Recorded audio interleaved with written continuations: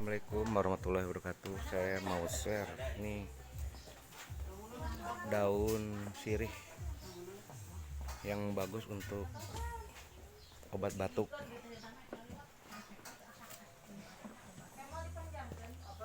Obat batuk yang sudah lama nggak sembuh bisa segera sembuh. Caranya 3 kali makan.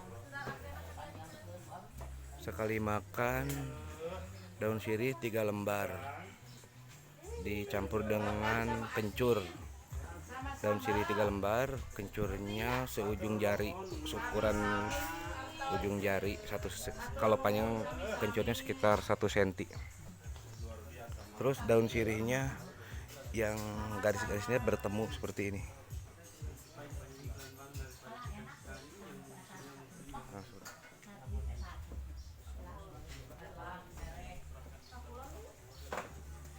Pilih yang masih muda kalau untuk obat batuk itu, yang pucuk-pucuk seperti ini.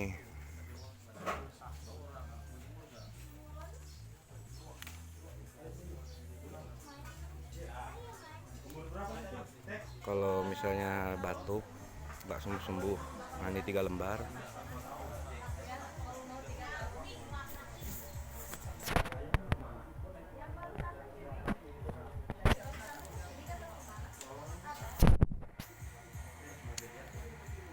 Oke, itu aja. Terima kasih. Assalamualaikum warahmatullahi wabarakatuh.